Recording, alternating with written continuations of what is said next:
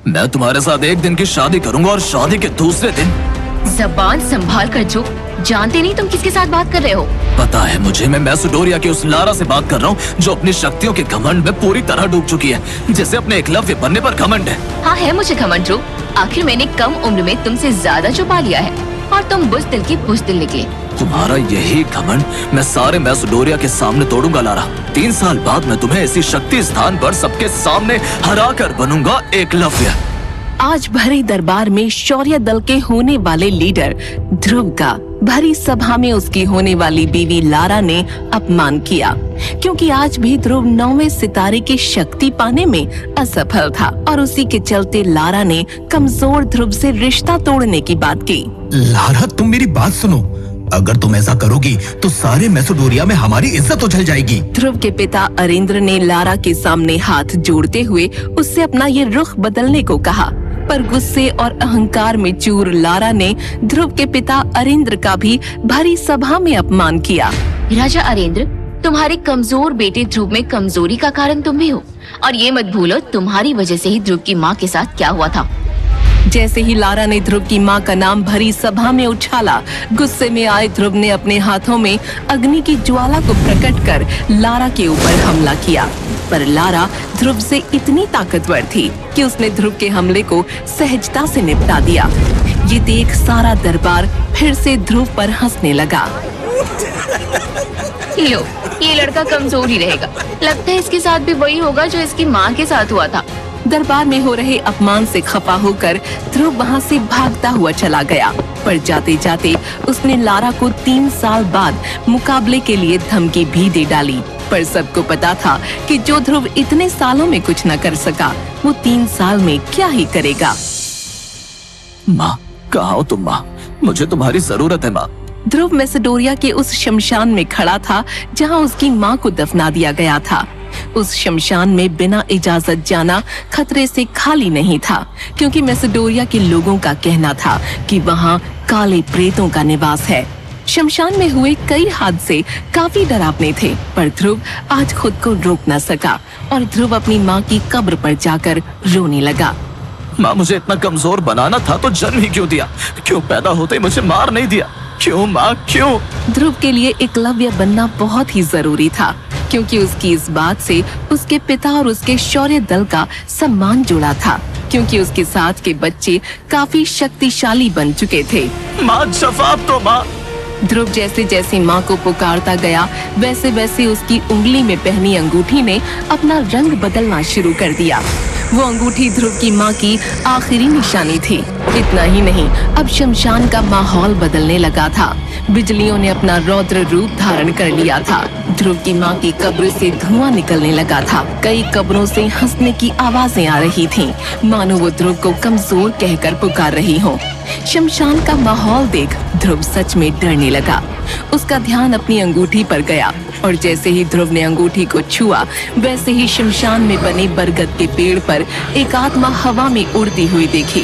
वो आत्मा एक बूढ़े इंसान की थी। लाल नीली आंखें, लंबे सफेद कफन जैसे कपड़े। ध्रुव सामने का नजारा देख बुरी तरह डर गया। मेरे नजदीक मत आना, मैं तुम्हें मार दूंगा। ध्रुव ने डर के मारे कई शक्तियों का हमला उस आत्मा पर कर दिया, पर सब कमजोर हो गए। आखिरकार वो आत्मा ध्रुव के नजदीक आकर खड़ी हो गई और उसने अपने दोनों हाथों से ध्रुव को हवा में उठा दिया। छोड़ो मुझे, मैं कहता हूँ छोड़ो। ध्रुव चिल्लाता रहा और वो आत्मा हंसती रही। तभी ध्रुव की नजर उस आत्मा के गले में लटके ताबीज पर गई। ये ताबीज तो सबसे शक्तिशाली योद्धा की निशानी है, ये तुम्हारे पास कैसे आया? उस आत्मा ने हंसते हुए ध्रुव से कहा, ये ताबीज तुम्हारी माँ की वजह से मेरे पास आई। क्या तुम मेरी माँ को जानते थे? क्या हुआ था उनके साथ, मुझे बताओ। माँ का नाम सुनते ही ध्रुव शांत हो गया। तभी उस आत्मा ने अपना परिचय देते हुए कहा, मेरा नाम विदुर है और मैं कई वर्षों से तुम्हारी इस अंगूठी में रह रहा था।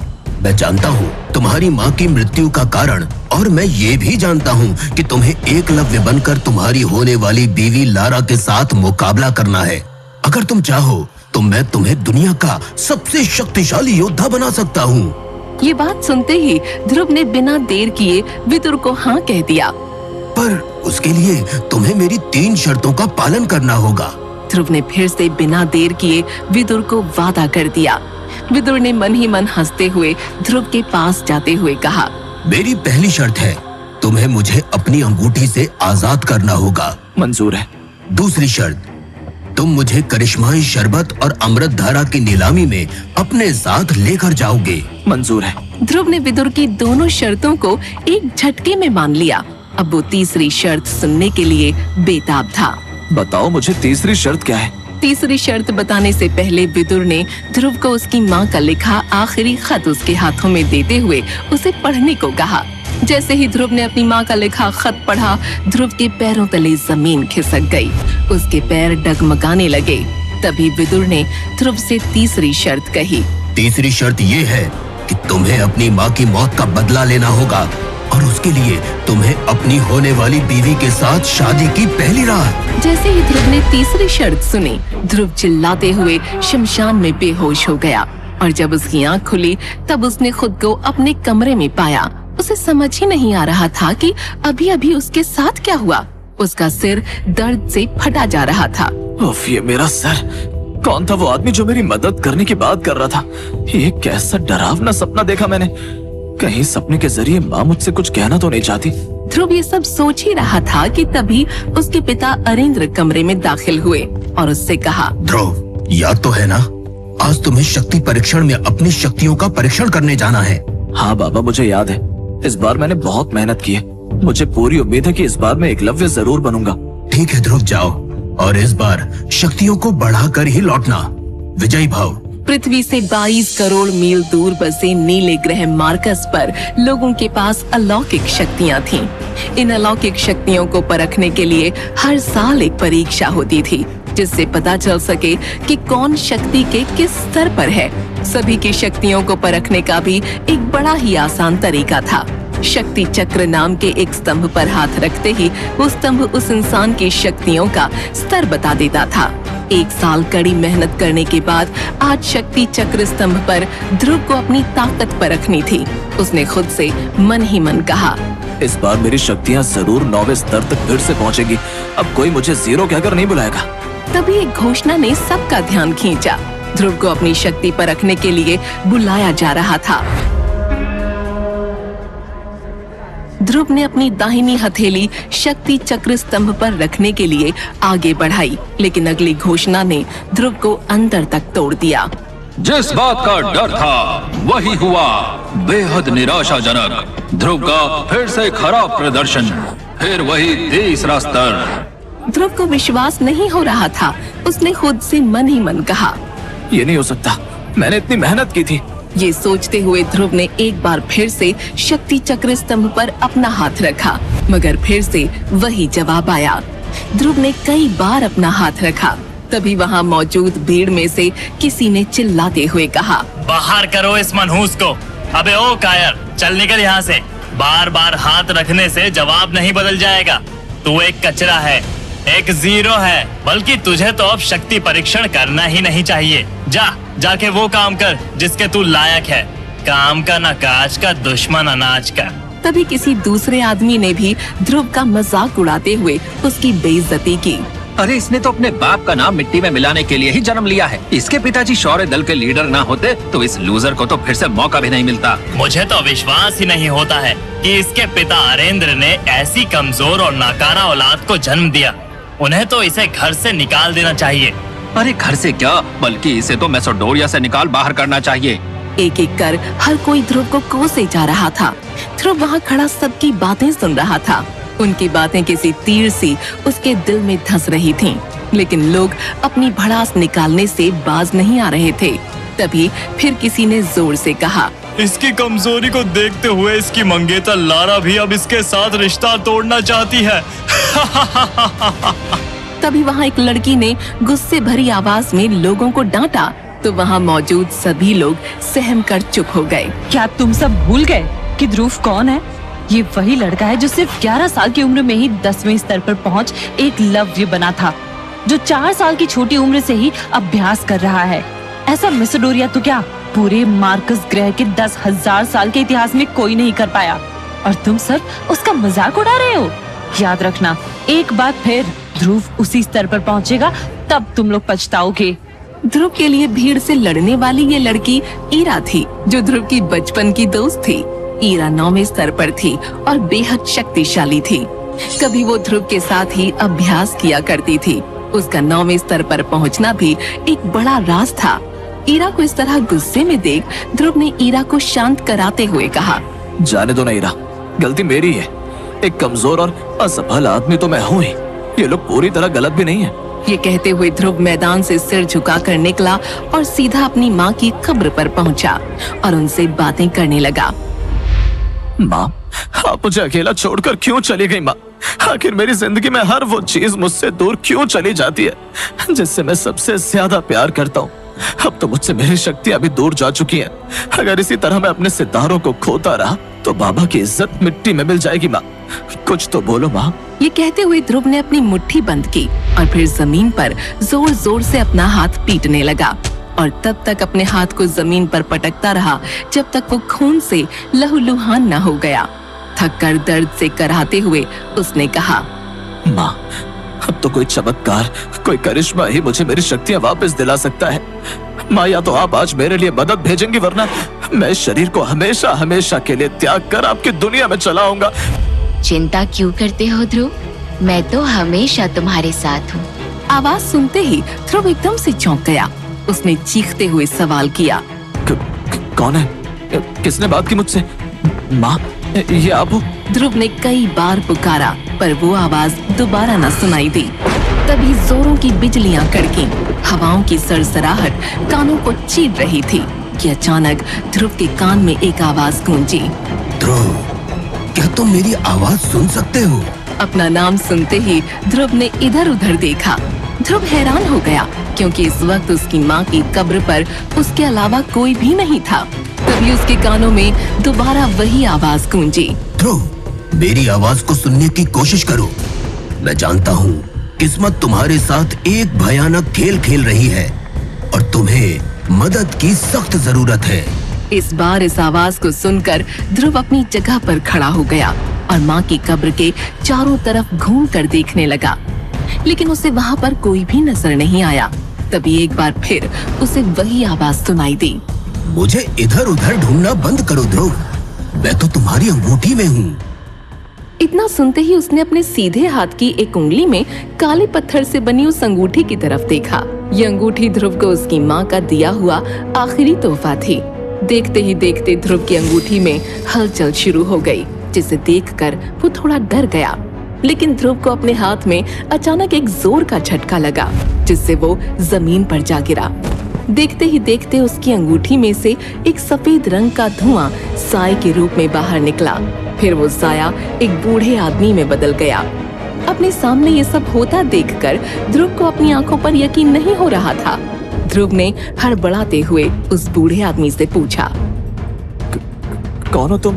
और तुम मेरी अंगूठी में क्या कर रहे हो? मैंने कल ही अपने सपने में भी तुम्हें देखा था। जवाब दो, बोलते क्यों नहीं?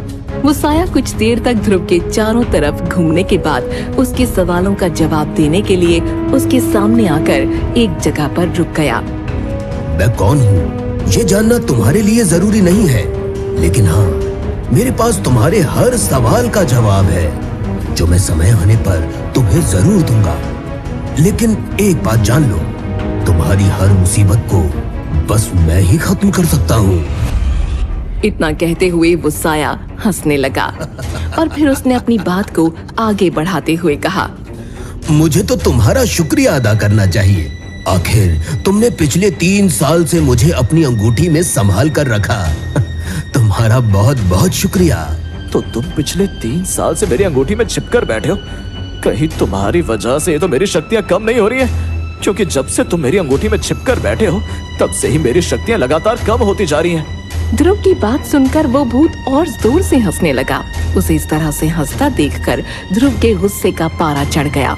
इसका मतलब मैं समझ रहा हूँ, तुम्हारी वजह से ही पिछले 3 साल तक मुझे अपने लोगों के सामने शर्मिंदा होना पड़ा।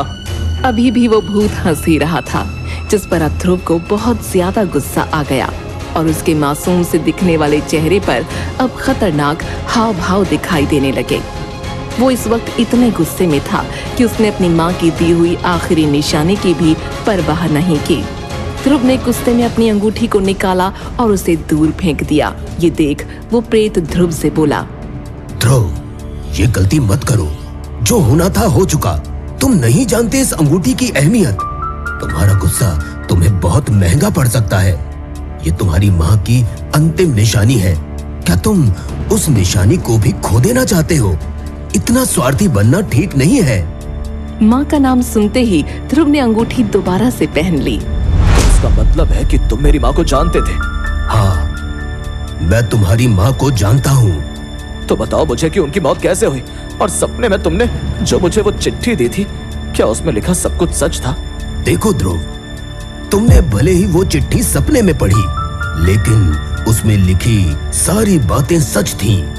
विदुर की बात सुन ध्रुव एकदम से डर गया और हड़बड़ाते हुए विदुर से कहा, तो बताओ मुझे कि मेरी माँ को तुम कैसे मिले, और उस चिट्ठी के पीछे की कहानी क्या है? तुम्हारा मेरी माँ से क्या संबंध था? अभी इन सब बातों का वक्त नहीं है ध्रुव। ये क्या बात हुई? आप बार बार जवाब देने से क्यों टाल रहे हैं? अपनी माँ के बारे में जानने से ज्यादा जरूरी कुछ और है। क्या तुम नहीं चाहते कि लोग तुम्हारी फिर से इज्जत करें, फिर से तुम्हारी शक्तियों का स्तर बढ़कर 3 से 9 सितारों तक पहुँचे? क्या तुम नहीं चाहते कि तुम एक बार फिर से शक्तिशाली बनो, जिसके बाद तुम्हें एकलव्य कहा जाए? आप ये सब कैसे जानते हैं? मुझे ये सब कैसे पता, इस बारे में सोचना छोड़ो और जो मैं कह रहा हूँ उस पर ध्यान दो। और सबसे बड़ी बात, 3 साल बाद तुम्हें अपनी मंगेतर लारा का भी तो सामना करना है, उसे हराना है। उसका नाम मत लो मेरे सामने। उसने सारे शहर, मेरे लोगों और समाज के सामने मेरे बाबा की इज्जत को उछाला है। मुझे कमजोर समझकर रिश्ते को भी तोड़ दिया। उसे मैं एक दिन उसकी सही जगह जरूर दिखाऊंगा। ध्रुव, तुम्हारे इस तरह से गुस्सा करने से कुछ नहीं होने वाला। अब तुम्हें अपने सच को स्वीकार कर लेना चाहिए, और तुम्हारा सच यही है कि 3 साल बाद तुम्हें लारा का सामना करना ही होगा, जो अब तुमसे शादी नहीं करना चाहती। तो क्या करूं मैं? तुम्हें वो करना चाहिए जो मैं कह रहा हूँ। तुम इस अंगूठी को फिर से पहनकर मुझे अपनी जिंदगी में शामिल करो। फिर देखो किस तरह मैं तुम्हारी जिंदगी बदल दूंगा। मैं तुम्हें इतना शक्तिशाली बना दूंगा कि तुम अपने सामने आने वाली हर मुसीबत का सामना हिम्मत से कर पाओगे। और हाँ, डरो मत, इस बार मैं तुम्हारी शक्तियों को नहीं लूंगा। मैं तुम्हें इस तरह से अभ्यास करवाऊंगा जिसके बाद तुम्हारी शक्तियां बढ़ती ही चली जाएंगी, और 1 साल बाद तुम लारा का मुकाबला करने के लिए तैयार हो जाओगे। तो ठीक है, जल्द से जल्द मेरा अभ्यास शुरू करवाइए।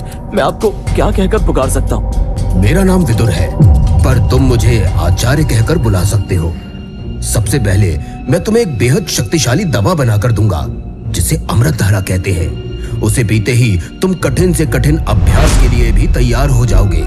तुम अपने घर शौर्य महल चलो, मैं आज रात ही तुम्हें वो दवा बनाकर दूंगा। ये कहकर विदुर फिर से ध्रुव की अंगूठी में चला गया, जिसके बाद ध्रुव तुरंत अपने शौर्य महल पहुंचा और जल्दी से अपने कमरे में गया। जिसके बाद विदुर नाम का वो प्रेत झटके से ध्रुव की अंगूठी से बाहर निकला। क्या कर रहे हो आचार्य? बताकर बाहर नहीं आ सकते थे? ये इस तरह से झटके के साथ बाहर आना जरूरी है क्या? मेरे पास बताने का समय नहीं है। मुझे जल्द से जल्द तुम्हें जंग के लिए तैयार करना है। ये कहकर विदुर ने अपना हाथ हवा में लहराया और कुछ मंत्र पढ़े। कुछ देर बाद उसके हाथ में कुछ जड़ी बूटियां थीं, जिन्हें उसने वहीं टेबल पर रखा। और फिर कुछ ही देर में उन सब की मदद से विदुर ने एक बोतल में हरे रंग का पानी तैयार किया, जिसे उसने ध्रुव को पीने के लिए दिया। लो ध्रुव, ये अमृतधारा है, इसे पी लो और कल सुबह से ही तुम अभ्यास के लिए तैयार हो जाओगे। ध्रुव अमृतधारा पीकर सो गया। अगली सुबह जब वो उठा तो उसे अपने अंदर एक अलग ही तरह की ऊर्जा महसूस हुई। विदुर उसके बगल में पहले से ही ध्यान लगाकर बैठा था।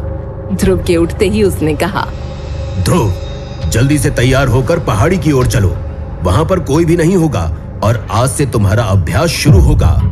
ध्रुव विदुर के साथ पहाड़ी पर पहुंचा। वहाँ पहुंचते ही विदुर ने ध्रुव को एक पेड़ से बांध दिया। अब क्या कर रहे हैं आचार्य? मैं जो कर रहा हूँ उसका असर जल्द तुम्हें अपने शरीर में नजर आएगा। थोड़ी ही देर में विदुर के हाथों में एक कांटों से भरा चाबुक था और उस चाबुक से लगातार ध्रुव के शरीर पर वार होने लगे। ध्रुव जोर जोर से चीख रहा था, पर वो चाबुक तब तक ध्रुव के शरीर पर वार करता रहा जब तक कि वो बेहोश नहीं हो गया। थोड़ी देर बाद जब ध्रुव उठा तो विदुर ने उसे फिर से बोतल में रखी वो अमृत धारा पिलाई। ध्रुव को महसूस हुआ कि उसका शरीर अब पहले से ज्यादा शक्तिशाली हो गया है। यहाँ तक कि उसके शरीर पर चाबुक से हुए सारे चोट के निशान भी गायब थे। ध्रुव अपने अंदर काफी ज्यादा एनर्जी महसूस कर पा रहा था।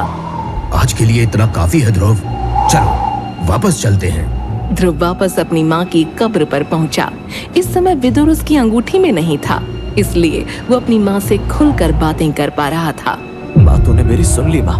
आखिर तूने विदुर के रूप में अपनी मदद भेजी है ना, लेकिन मुझे समझ नहीं आ रहा कि ये आदमी कैसे मेरी शक्तियाँ बढ़ाएगा। ये तो मुझसे बहुत कठोर अभ्यास करवा रहा है। मुझे तो डर है कि कहीं मैं इस अभ्यास के दौरान मर ना जाऊं, पर मुझे पूरा यकीन है कि तू जरूर मेरे साथ कुछ अच्छा ही करेगी। ध्रुव अपनी माँ से बातें कर ही रहा था कि अचानक उसे किसी लड़की के हंसने की आवाज सुनाई दी। ध्रुव जैसे ही पीछे पलटा तो उसने देखा कि वहाँ लारा खड़ी थी। लारा ने मजाक उड़ाते हुए ध्रुव से कहा, जीते जी तो माँ के पल्लू में छुपे रहते थे ध्रुव, अब मरने के बाद भी उन्हें चैन से नहीं रहने दे रहे हो। कितना दुख होता होगा तुम्हारी माँ को कि उन्होंने कैसे कमजोर और लाचार बेटे को जन्म दिया। लारा की ताने भरी बातें सुन ध्रुव आग बबूला हो गया। उसने लारा पर हमला करने के बारे में सोचा, लेकिन तभी अंगूठी से उसे विदुर की आवाज आई, जो वापस उसकी अंगूठी में आ चुका था। रुक जाओ ध्रुव, ऐसी गलती मत करना। अभी तुम लारा का सामना करने के लिए तैयार नहीं हो। ध्रुव को पीछे हटता देख लारा हंसने लगी और एक बार फिर उसका मजाक उड़ाते हुए उसने कहा, क्या हो गया ध्रुव, क्या तुम्हें डर लग रहा है? जोश में होश खो दोगी तो बाद में पछताने का मौका भी नहीं मिलेगा। ये कहकर लारा वहाँ से चली गई, जिसके बाद ध्रुव ने विदुर से पूछा,